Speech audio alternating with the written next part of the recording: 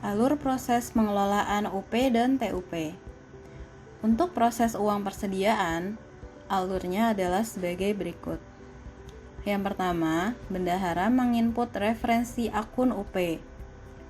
Kemudian, bendahara menghitung usul UP dan selanjutnya atas usul UP tersebut akan dibuatkan perekaman SPP UP oleh staf PPK. Perekaman SPP UP kemudian akan diproses menjadi SPM sampai dengan SP2D. Setelah menjadi SP2D dan dicatat SP2D-nya pada modul pembayaran, selanjutnya operator modul bendahara akan melakukan terima SP2D pada menu pemindahan kas bank. Selanjutnya, untuk proses tambahan UP atau TUP. Alurnya yang pertama, bendahara melakukan pembuatan rincian TUP. Atas rincian TUP yang telah dibuat, selanjutnya staf PPK akan melakukan perekaman SPP TUP. SPP TUP tersebut akan dilanjutkan prosesnya menjadi SPM sampai dengan SP2D. Setelah menjadi SP2D, operator staf PPK akan melakukan pencatatan SP2D di modul pembayaran. Selanjutnya, operator modul bendahara akan melakukan pemindahan kas bank, yaitu pencatatan terima SP2D TUP pada kas bank modul bendahara. Selanjutnya, untuk alur proses pengelolaan GUP dan GTUP. Yang pertama, operator sakti staf PPK melakukan perekaman belanja akun. Perekaman belanja tersebut dilakukan pada menu perekaman SPBY. Untuk belanja yang menghasilkan barang persediaan maupun aset, sebelum dilakukan perekaman SPBY, akan dilakukan perekaman BAST penerimaan barang atau jasa terlebih dahulu pada modul komitmen. Sementara untuk SPBY yang tidak menghasilkan barang persediaan maupun aset, langsung dilakukan perekaman pada modul pembayaran. Setelah dilakukan perekaman SPBY, selanjutnya akan dilakukan validasi SPBY oleh user PPK. Setelah PPK menyetujui SPBY, operator modul bendahara baru dapat melakukan perekaman dan penerbitan kwitansi. Atas kwitansi-kwitansi yang sudah direkam, selanjutnya dapat diteruskan dalam pembuatan DRPP. Kemudian, pada kwitansi tersebut, apabila terdapat pungutan pajak, bendahara pengeluaran akan mencatat pungutan pajak dan juga mencatat setoran pajaknya. Setoran pajak yang akan dicatat pada modul bendahara pengeluaran harus dilengkapi dengan NTPN, kode billing, dan juga NTB. Setelah bendahara pengeluaran membuat DRPP, selanjutnya operator staf PPK dapat melanjutkan pembuatan SPP GUP pada modul pembayaran. Kemudian atas SPP GUP tersebut akan dilakukan validasi oleh PPK dan kemudian diteruskan alurnya seperti alur pembuatan SPM lainnya sampai dengan menjadi SP2D.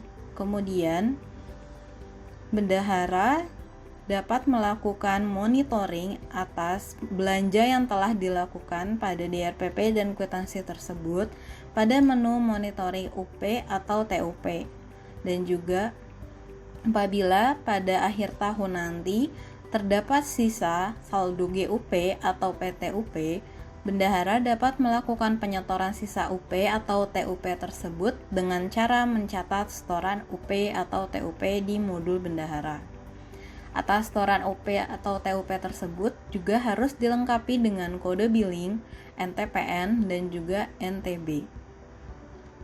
Kemudian, apabila pada saat operator sakti staf PPK membuat BAST atas belanja penerimaan barang atau jasa di proses pertama sebelum pembuatan SPBY, selanjutnya barang persediaan atau aset tersebut akan dilakukan pendetilan aset tetap atau persediaan oleh user modul persediaan ataupun modul aset tetap.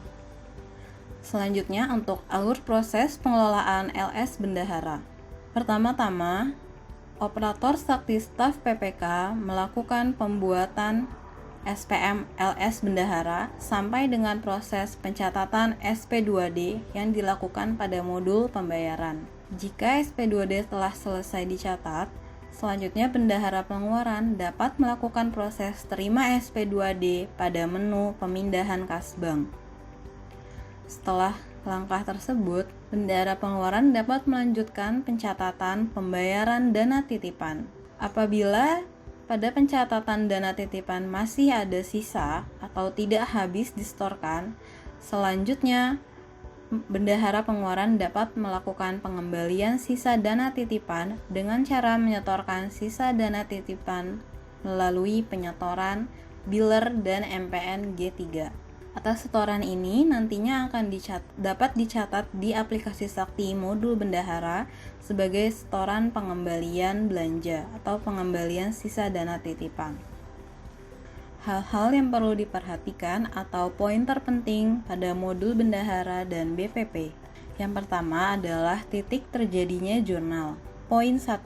Perintah bayar.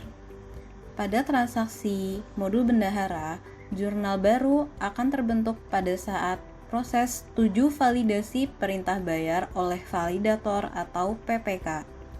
Dan jurnal balik akan terjadi pada saat batal validasi perintah bayar oleh validator atau PPK. Yang kedua, titik terjadinya jurnal ada pada proses pungut dan setor pajak, di mana jurnal baru saat tersimpan pungutan atau setoran pajak akan terbentuk oleh modul bendahara atau BPP. Kemudian, jurnal balik akan terbentuk pada saat proses hapus setoran pajak oleh bendahara atau BPP. Poin ketiga adalah pada saat terima LS bendahara dan pembayaran dana titipan. Jurnal baru akan terbentuk pada saat proses simpan terima SP2D LS bendahara oleh bendahara pengeluaran dan pada saat proses simpan pembayaran dana titipan oleh bendahara pengeluaran. Kemudian, jurnal balik akan terbentuk pada saat proses hapus terima LS bendahara SP2D. Kemudian, pada saat proses hapus pencatatan pembayaran dana titipan oleh bendahara pengeluaran atau BPP. Poin ketiga adalah terima PNBP umum dan setoran PNBP, di mana jurnal baru akan terbentuk pada saat proses simpan di menu terima PNBP oleh bendahara pengeluaran dan pada saat proses simpan setoran oleh bendahara pengeluaran atau BPP. Kemudian, jurnal balik akan terbentuk pada saat proses hapus terima PNBP oleh bendahara pengeluaran atau BPP dan pada saat hapus setoran oleh bendahara pengeluaran atau BPP.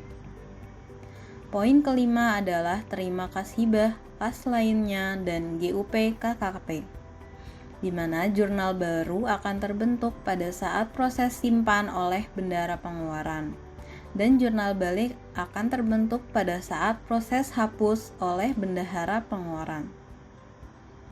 Yang keenam adalah proses pengembalian belanja atau setoran sisa UP dan TUP, di mana jurnal baru akan terbentuk pada saat simpan setoran pengembalian belanja, setoran sisa UP, dan setoran sisa TUP. Dan jurnal balik akan terbentuk pada saat proses hapus setoran pengembalian belanja, setoran sisa UP, dan setoran sisa TUP yang direkam oleh bendahara pengeluaran maupun BPP.